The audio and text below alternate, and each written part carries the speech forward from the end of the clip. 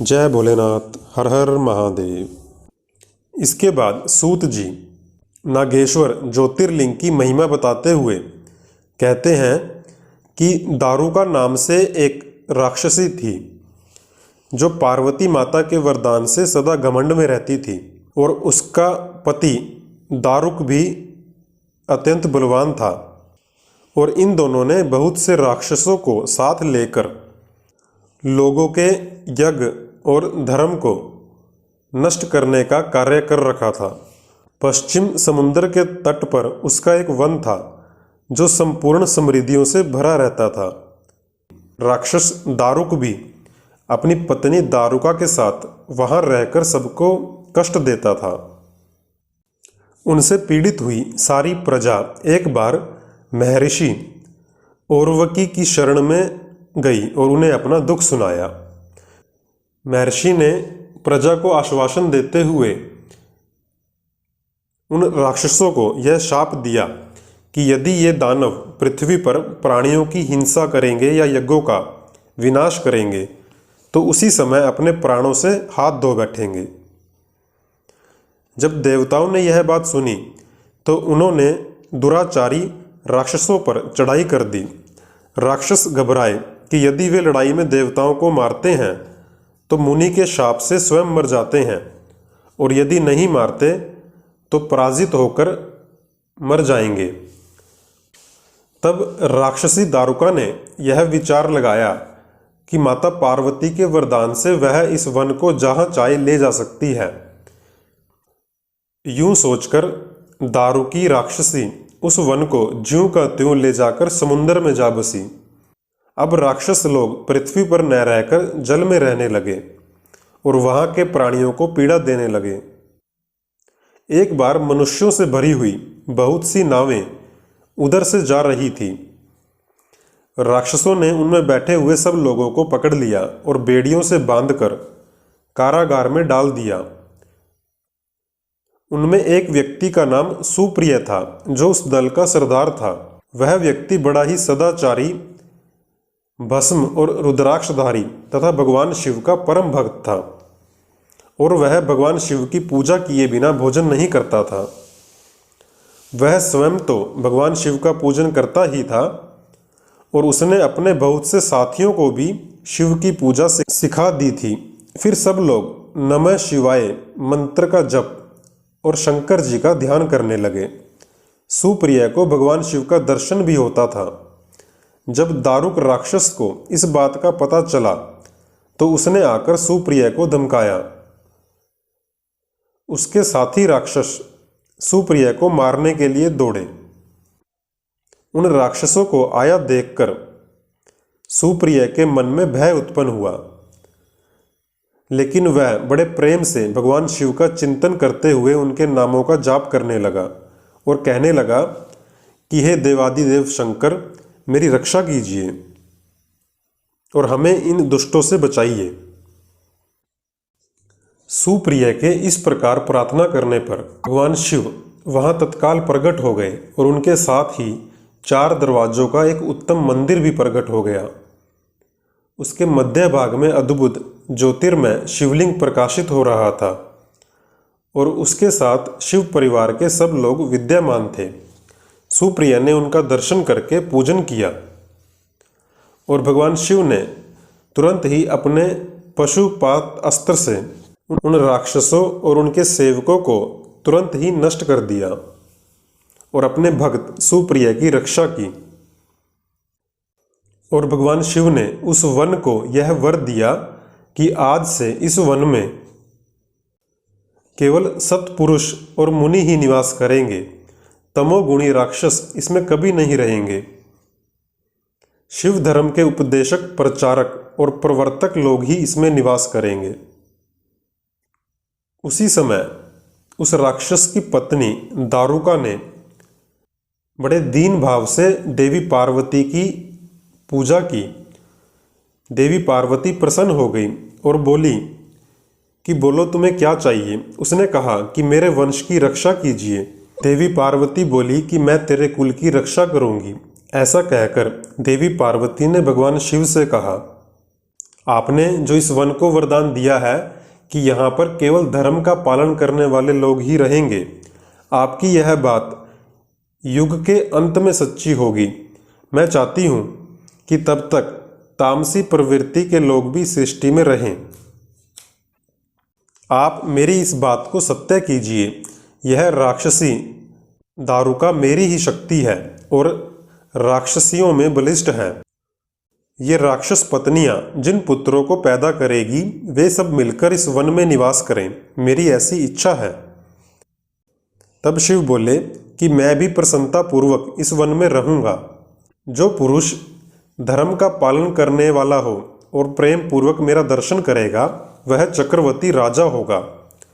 कलयुग के अंत में और सतयुग के आरंभ में महासेन का पुत्र वीरसेन राजाओं का भी राजा होगा।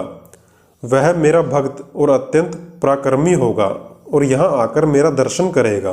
दर्शन करते ही वह चक्रवर्ती सम्राट हो जाएगा। इस प्रकार बड़ी बड़ी लीलाएं करने वाले भगवान शिव और माता पार्वती आपस में हास्य युक्त वार्तालाप करके स्वयं वहीं पर स्थित हो गए और महादेव जी वहाँ नागेश्वर कहलाए और माता पार्वती जी नागेश्वरी के नाम से विख्यात हुई। सुप्रिय से प्रसन्न होकर भगवान शिव ने उस वन को वरदान दिया था कि यहाँ पर सदा अब धर्म का पालन करने वाले लोग ही रहेंगे।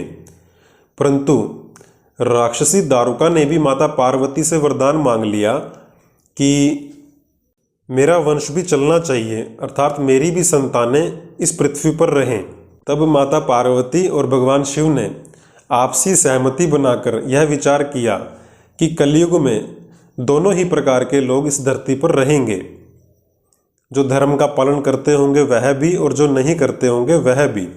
परंतु कलयुग के अंत में जब सतयुग आरंभ होगा तब सिर्फ धर्म का पालन करने वाले लोग ही बचेंगे। और माता पार्वती और भगवान शिव दोनों वहीं स्थित हो गए और नागेश्वर व नागेश्वरी के नाम से वहाँ रहने लगे। सूत जी आगे अब रामेश्वर ज्योतिर्लिंग की महिमा का वर्णन करते हुए कहते हैं कि जब भगवान विष्णु राम के अवतार में धरती पर आए और रावण सीता जी को हर कर लंका में ले गया, तब सुग्रीव के साथ और वानर सेना को लेकर श्री राम समुद्र तट पर आए और वे विचार करने लगे कि कैसे हम समुद्र को पार करेंगे और किस प्रकार रावण को जीतेंगे। जब वे ऐसा विचार कर ही रहे थे तो श्री राम को प्यास लगी।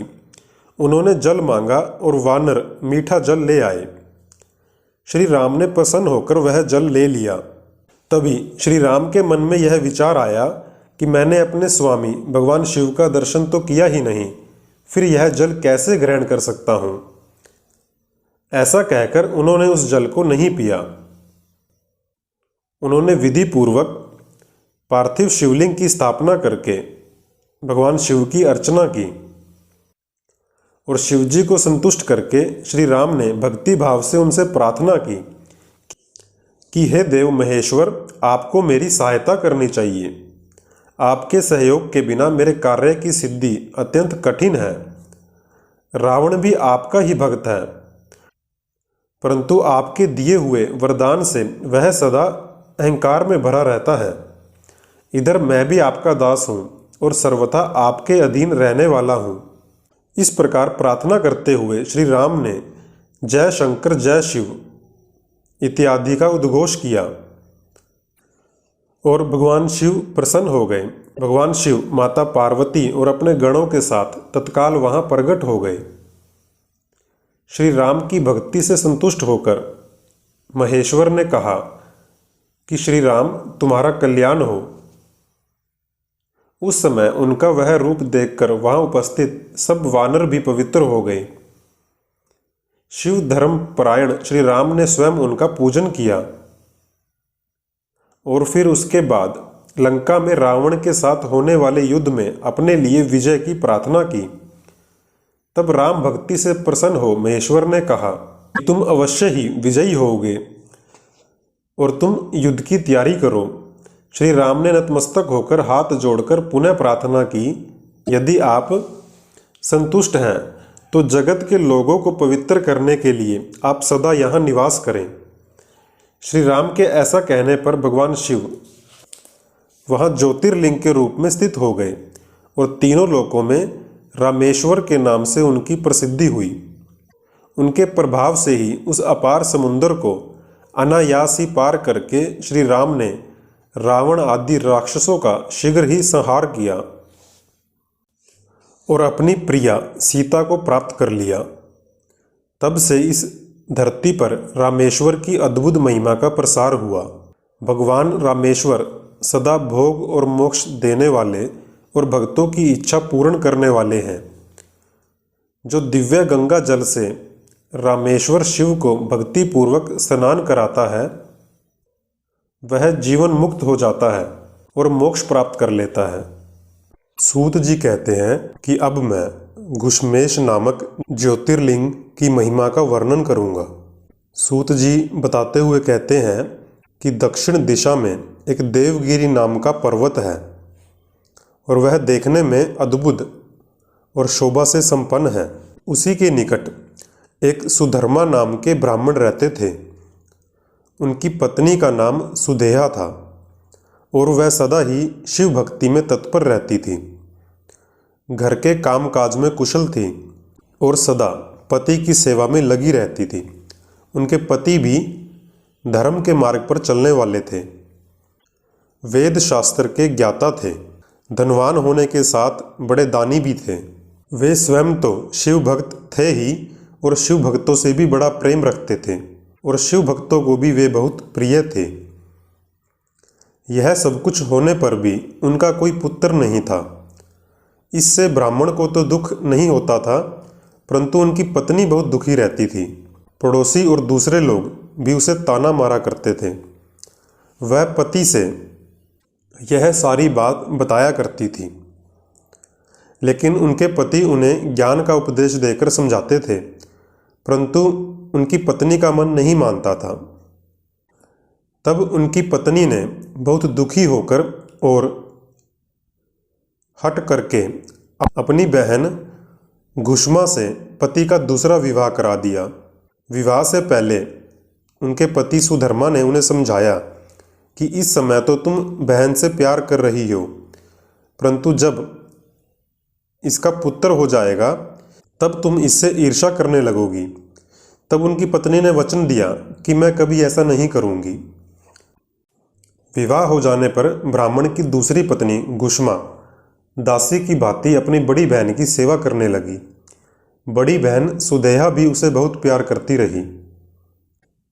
घुश्मा अपनी बड़ी बहन सुदेहा, जो कि शिव भक्त थी, उसकी आज्ञा से रोज 101 पार्थिव शिवलिंग बनाकर उसकी विधि पूर्वक पूजा करने लगी और पूजा करने के बाद वह साथ में ही एक तालाब में उसका विसर्जन कर दिया करती थी। भगवान शिव की कृपा से घुश्मा का एक सौभाग्यवान और सब गुणों से संपन्न पुत्र हुआ और इससे घुश्मा का मान परिवार में और आस पड़ोस में बढ़ गया। यह देखकर सुदेहा के मन में ईर्ष्या पैदा हो गई। जब कुछ समय व्यतीत हो गया तो सही समय आने पर उस पुत्र का विवाह हुआ और पुत्र वधू घर में आ गई।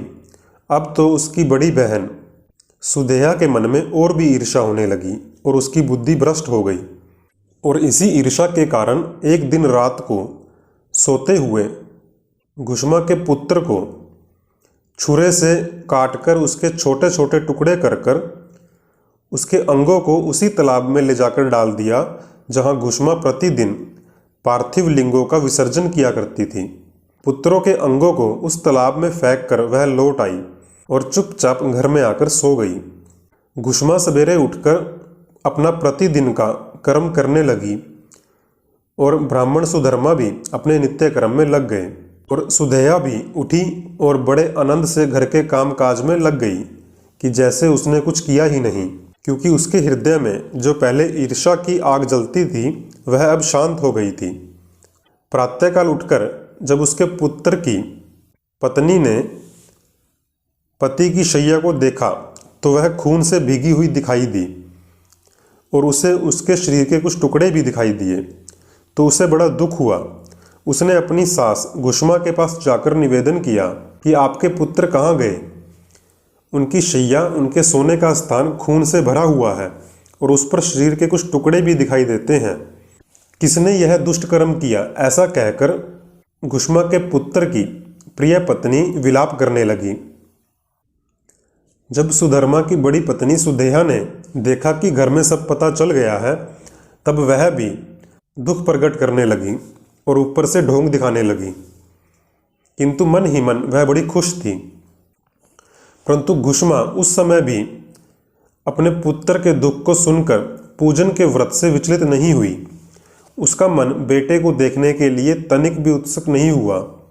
उनके पति की भी ऐसी ही अवस्था थी कि जब तक नित्य कर्म पूरा न हो जाए तब तक उन्हें दूसरी किसी बात की चिंता नहीं होती थी। दोपहर को पूजन समाप्त होने पर गुष्मा ने अपने पुत्र की शैया पर देखा और उसने अपने मन में बिल्कुल भी दुख नहीं माना।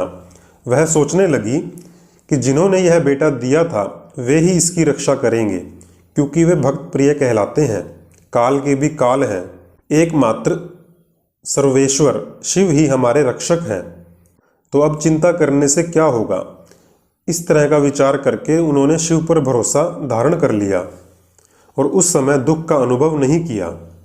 वह पार्थिव शिवलिंगों को लेकर पहले की तरह ही शिव के नामों का उच्चारण करती हुई उस तालाब के किनारे गई और उन पार्थिव शिवलिंगों को तालाब में डालकर जब वह लौटने लगी तो उसे अपना पुत्र उसी तालाब के किनारे खड़ा दिखाई दिया। सूत जी कहते हैं कि उस समय वहां अपने पुत्र को जीवित देखकर उसकी माता गुष्मा को न तो हर्ष हुआ और न ही दुख। वह पहले की तरह ही स्वस्थ बनी रही और उसी समय भगवान शिव उस पर संतुष्ट हुए, गुष्मा के सामने प्रकट हो गए और बोले कि मैं तुम पर प्रसन्न हूँ। तुम्हारी बड़ी बहन के द्वारा ही इस बच्चे की हत्या हुई है। शिवजी बोले कि अब तुम्हारी बड़ी बहन को भी उसके कर्मों का फल मिलेगा। तब गुष्मा ने शिव को प्रणाम करके कहा कि सुदेहा मेरी बड़ी बहन है, अतः आपको इसकी रक्षा करनी चाहिए। तब शिव बोले कि उसने तुम्हारे साथ बहुत बुरा किया, फिर भी तुम उसका उपकार क्यों करना चाहती हो? गुष्मा ने कहा कि इस समय आपका दर्शन कर लेने से उसका पाप भस्म हो जाएगा, क्योंकि आपके दर्शन मात्र से ही बहुत से पाप दूर हो जाते हैं। गुष्मा के ऐसा कहने पर भक्तों पर शीघ्र ही प्रसन्न हो जाने वाले शिव बोले कि तुम अपने लिए भी कोई वर मांग लो, क्योंकि मैं तुम्हारी इस भक्ति से बहुत प्रसन्न हूँ। शिव की यह बात सुनकर गुष्मा बोली कि यदि आप वर देना चाहते हैं तो लोगों की रक्षा के लिए सदा यहाँ निवास कीजिए और मेरे नाम से ही आपकी ख्याति हो। तब भगवान शिव ने अत्यंत प्रसन्न होकर कहा कि मैं तुम्हारे नाम से ही गुष्मेश्वर कहलाता हुआ सदा यहाँ निवास करूँगा और मेरा यह ज्योतिर्लिंग गुष्मेश के नाम से प्रसिद्ध हो जाएगा और यह सरोवर शिवलिंगों का आलय हो जाएगा। इसीलिए तीनों लोकों में यह शिवालय के नाम से प्रसिद्ध होगा और इस सरोवर के दर्शन मात्र से ही सभी का कल्याण होगा और तुम्हारे वंश में होने वाली 101 पीढ़ियों तक ऐसे ही श्रेष्ठ पुत्र उत्पन्न होंगे। वे सब के सब सुंदर स्त्री, उत्तम धन और पूर्ण आयु से संपन्न होंगे, चतुर और विद्वान होंगे। 101 पीढ़ियों तक सभी पुत्र गुणों में बड़े चढ़े होंगे। तुम्हारे वंश का ऐसा विस्तार बड़ा शोभादायक होगा। ऐसा कहकर भगवान शिव वहाँ ज्योतिर्लिंग के रूप में स्थित हो गए। उनकी गुष्मेश के नाम से प्रसिद्धि हुई और उस सरोवर का नाम शिवालय हो गया। उसी समय सुधर्मा, गुष्मा और सुदेहा तीनों ने आकर तत्काल ही उस शिवलिंग की पूजा अर्चना की और वे सब आपसी वैर भाव को मिटाकर बड़े सुख के साथ रहने लगे।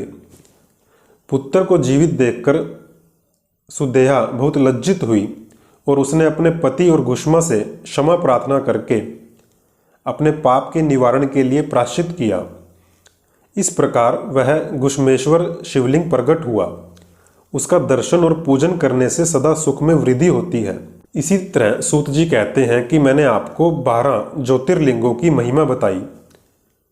ये सभी ज्योतिर्लिंग संपूर्ण कामनाओं को पूरा करने वाले तथा भोग और मोक्ष को देने वाले हैं। जो इन ज्योतिर्लिंगों की कथा को पढ़ता और सुनता है वह सब पापों से मुक्त हो जाता है और भोग और मोक्ष प्राप्त कर लेता है। जय भोलेनाथ। हर हर महादेव।